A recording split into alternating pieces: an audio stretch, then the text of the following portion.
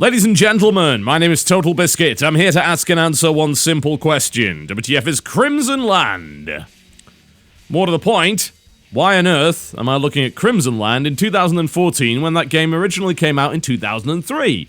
Well, that's because this is a remastered version that then landed on Steam after going through green light.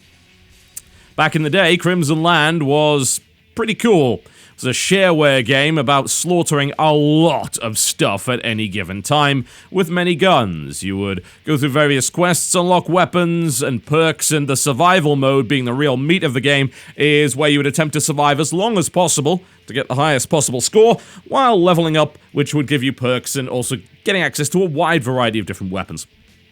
And now Crimsonland makes its way to Steam, in a remastered version that is very similar to the original, with a few extra modes and things thrown in for good measure. What it doesn't have is options of any sort, including resolution.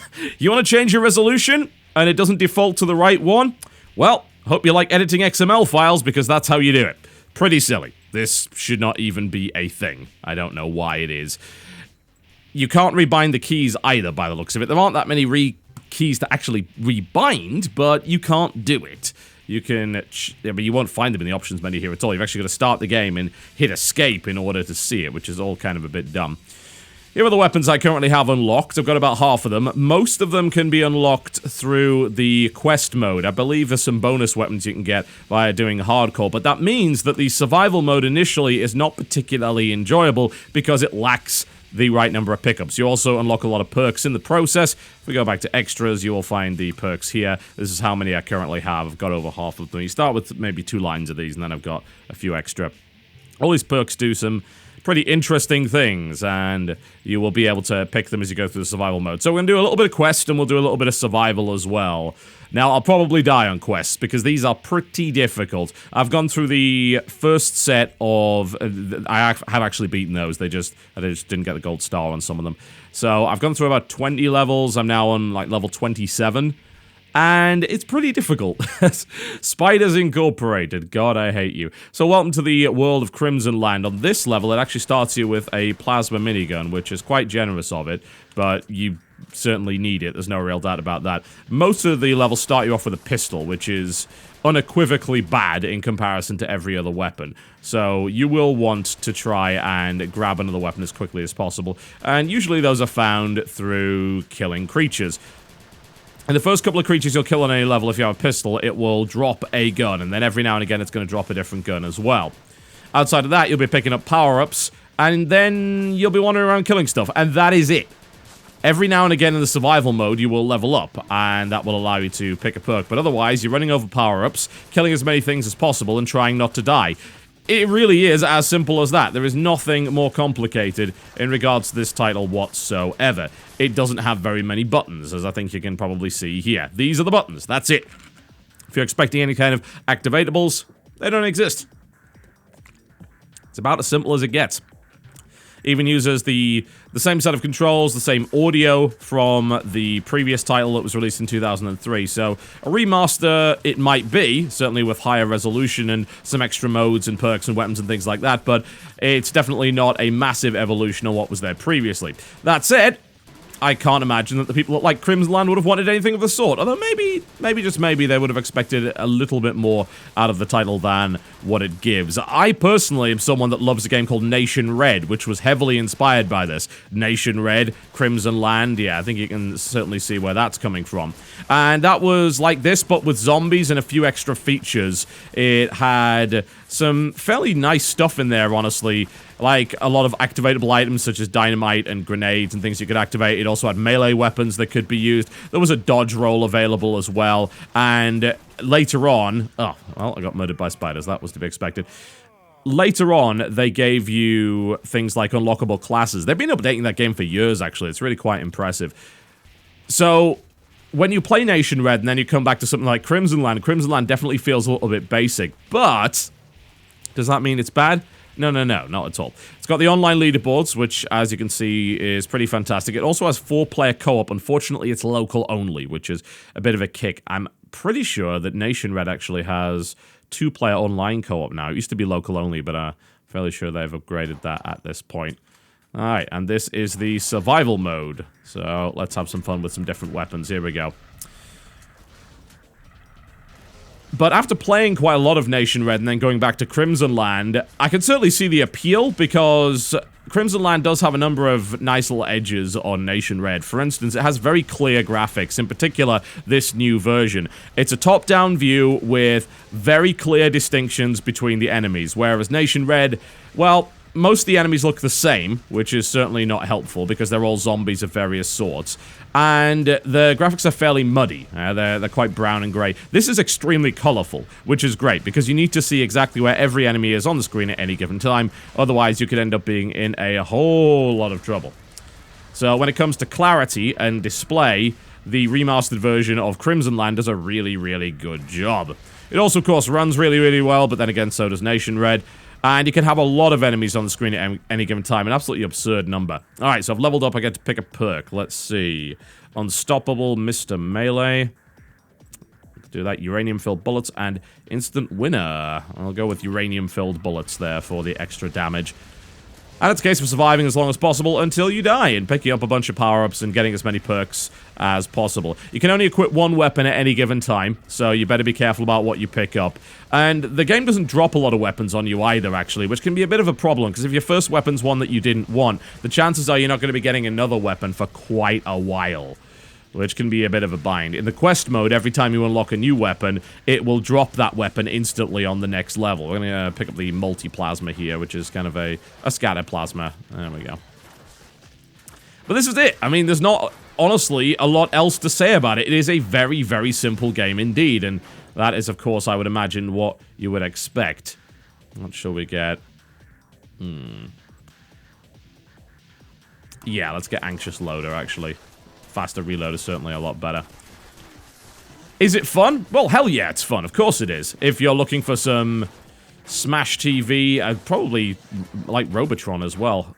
It's been so long since I played Robotron, I can't actually remember, but definitely Smash TV-esque sort of arena shoot-'em-up action. This is what you're going to find with the remastered version of Crimsonland. Admittedly, if you played the previous Crimsonland, you're not going to find a huge amount of new stuff here, but in an act of rather unusual generosity, the company said if you can actually prove that you bought the original Crimsonland from their website like 10 years ago, you can get a Steam key for the new version. So that's extremely generous. Die or 30k experience points. Okay, here we go. 50-50, 50-50. Ah! I gotta admit, I just love the fact that they would put something like that in the game. That's the sort of thing that you could not in any way put in a AAA title and have anyone find it acceptable. It's completely and totally unfair, and the game is totally fine with that. And I can very much respect its point of view. It's a good time, and up until June the 16th, it is currently 40% off, so $8.50 or your original equivalent will go up to about $14 after that. Is that a justifiable price tag for some arcadey, old-school shooter action? Yeah, sort of. I'd say so.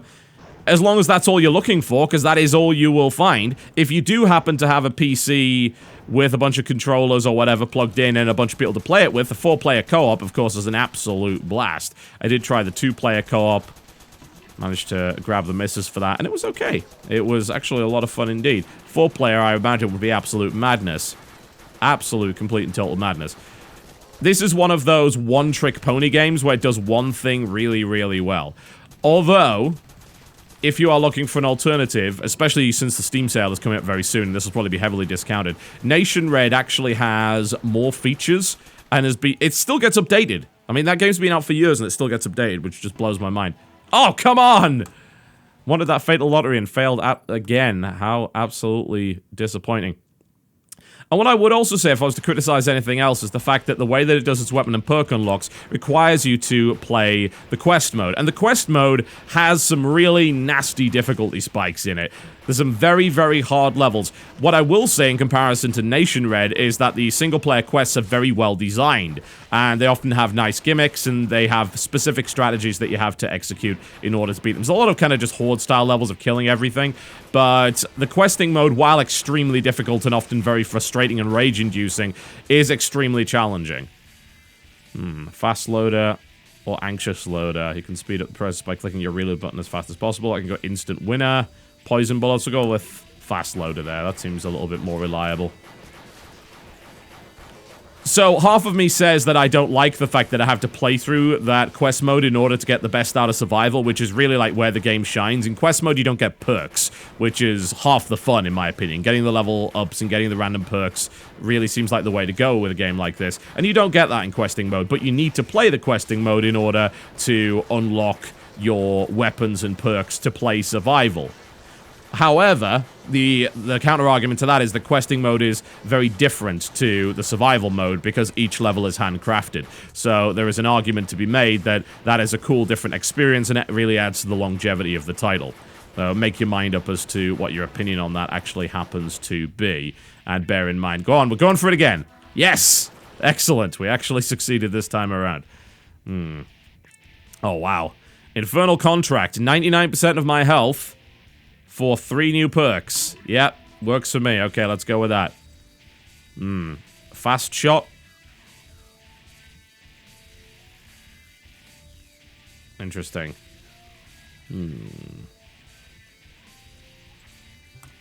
Fast Shot. Eagle Eyes. That's kind of neat. Bonus Economist. I like Bonus Economist. And... Sharpshooter. With Sharpshooter. There we go. That should do the job. Oh, it gives you a little red laser sight. That's kind of neat. I like that. And the power-ups will last 50% longer than they're supposed to. I only have 1 health, though, so that got me killed. Oh, there we go. Let's try another game mode. We'll have a look at Weapon Picker. So this, I don't believe, has perks, but it's dropping weapons all the time, and they only have 1 clip of, well, magazine of ammo for them, so... Once it's gone, it's gone. You've got to be very careful with that, especially if you get a gun like the minigun, which slows you down. If you end up with 0 ammunition for that, you're in serious trouble. And there's a couple of other unlockable modes available here as well. So, good amount of content, but obviously the game is limited by its own concept, you know? It is a very focused title. It is a dumb game. I don't think the developers would object to me saying that. It's arcadey action. And that's all it does. But it does what it does very, very well. And I certainly have to appreciate that fact.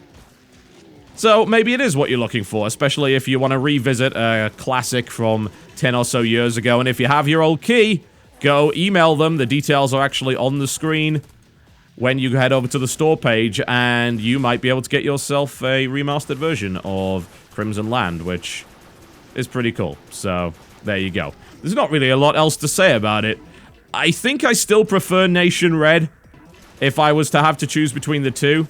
Although I have to say the greater enemy variety, the cleaner graphics style, and the fact that this was the original are certainly points in its favor. But Nation Red kind of cranks everything up to 11, especially when it comes to weapon selection, also giving you dodge and melee moves and the online co-op, as well as the fact that I appreciate really any developer that has gone out of their... Damn it! That's gone out of their way to update their title over a course of a number of years. That's actually incredible.